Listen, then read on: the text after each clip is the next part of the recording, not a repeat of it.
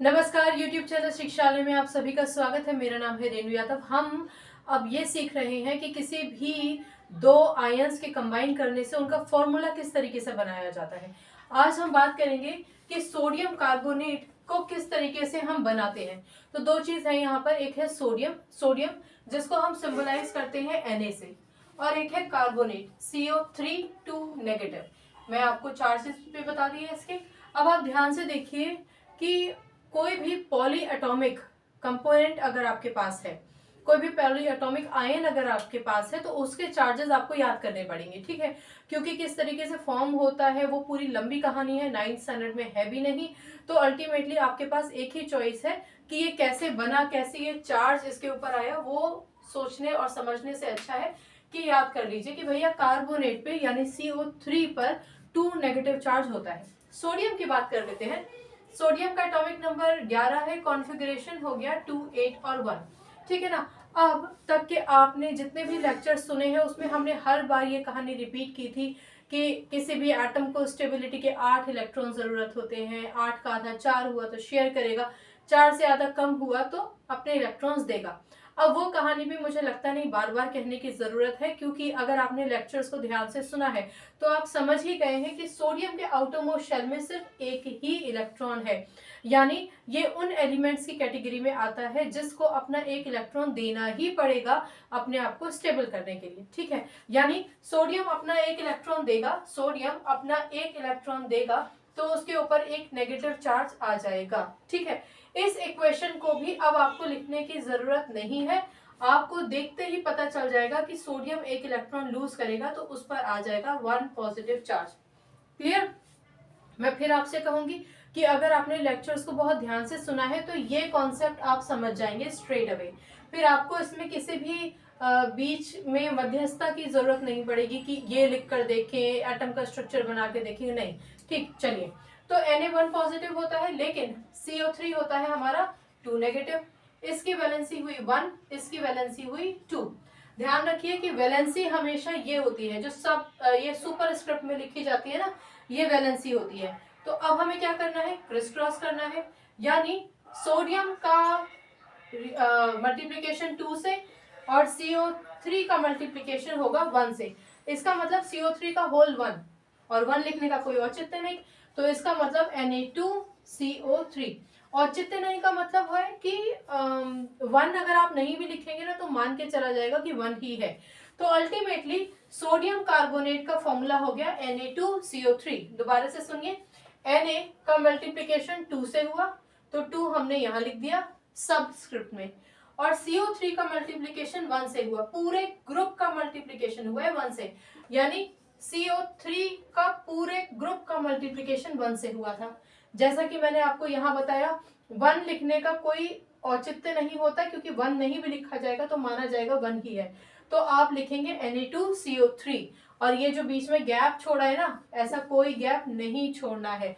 यानी एक ही बार में Na2CO3 लिखना है। यहाँ एक छोटा सा पॉज लीजिए और याद रखिए कि वैलेंसी भले ही हम चार्जेस, मुझे चार्जेस कहना चाहिए था, चार्जेस भले ही आप सुपर स्क्रिप्ट में लगाएं, चार्जेस आपको सुपर स्क्रिप्ट में लगाने होते हैं, लेकिन जब आप इन चार्जेस को नीचे लिख लेते हैं, यानी चार्ज से क्या पता चलता है, एक चार्ज है मतलब वैलेंसी 1, 2 चार्ज है मतलब वैलेंसी 2, 3 चार्ज है मतलब वैलेंसी 3, ठीक है। तो जब आप इसको नीचे लिखते हैं तो ये क्या है, वैलेंसी है। तो जब आप वैलेंसी से क्रिस क्रॉस करते हैं तो ये जो वैलेंसी वाला नंबर है ना, हमेशा वो सबस्क्रिप्ट में आएगा, हमेशा सबस्क्रिप्ट में आएगा। क्लियर। तो ये थी बेसिक बातें किसी भी फॉर्मूले को बनाने के लिए। तो आज आपने सीखा कि कैसे एक सिंगल आयन, ये एक सिंगल आयन है ना, यानी ये एक मोनोवैलेंट है, मोनोवैलेंट है, दोनों तरह से देखिए आप, मोनोवैलेंट भी है और मोनो एटॉमिक भी है, ठीक है। मोनो एटॉमिक का क्या मतलब हुआ, मोनो एटॉमिक मतलब एक ही एटम है, सोडियम का एक ही एटम है, सोडियम का एक ही एटम था जिसने एक इलेक्ट्रॉन रिमूव करके अपने आप को आयन में कन्वर्ट कर लिया था। और मोनोवैलेंट तो है ही, क्योंकि मोनोवैलेंट मतलब एक ही चार्ज है, मोनोवैलेंट मतलब एक ही चार्ज है उस पर, ठीक। मोनोवैलेंट का मतलब होता है एक चार्ज। अगर मोनोवैलेंट कैटायन है मतलब जिसपे पॉजिटिव चार्ज हो, मोनोवैलेंट एनायन है जिसपे नेगेटिव चार्ज हो, ठीक है। जबकि अगर आप इसको देखें तो पहली बात तो ये पॉलीएटॉमिक है। पॉलीएटॉमिक का मतलब हुआ कि अगर आप इसको देखो तो कार्बन एक है और 3 ऑक्सीजन है, हो गए ना पॉलीएटॉमिक, अनेक एटम है। लेकिन अगर वैसे आप देखें तो ये क्या है, डाईवैलेंट कैटायन, यानी ये एक पॉलीएटॉमिक डाईवैलेंट एनायन है, एनायन, ये एक पॉलीएटॉमिक डाईवैलेंट एनायन है। याद रहेगा ना, अगर किसी पर सिर्फ ये नेगेटिव चार्ज हो तो वो एनायन है, और अगर ये चार्ज को काट दो तो जो कट गया वही है हमारा कैटायन, ठीक है। तो जिसपे कटा हुआ चार्ज है वो है कैटायन। याद रखने का एक सिंपल सा तरीका है, ट्रिक है, बस और कुछ नहीं, ठीक। तो ये क्या है, पॉलीएटॉमिक। पॉलीएटॉमिक मतलब कई सारे एटम, डाईवैलेंट मतलब 2 चार्जेस है लेकिन नेगेटिव चार्ज है इसलिए डाईवैलेंट अनायन। तो आज के लेक्चर में हमने सीखा कि एक पॉलीएटॉमिक आयन एक मोनोवैलेंट आयन से किस तरीके से कंबाइन कर कर एक प्रोडक्ट बनाता है, ठीक है। ये है सोडियम, ये है कार्बोनेट। इस पूरे ग्रुप का नाम ही कार्बोनेट होता है। आप इसको कार्बन और ऑक्सीजन करके नहीं पढ़ेंगे, ये एक ग्रुप है, हमेशा साथ में रहता है। तो क्लास में जब आप कोई ग्रुप बनाते हैं तो उस ग्रुप का नाम भी रखते हैं ना, फिर आपको उस ग्रुप से ही जाना जाता है। टीचर भी उस ग्रुप से ही आपको पुकारती है अगर टीचर को उस ग्रुप का नाम पता है।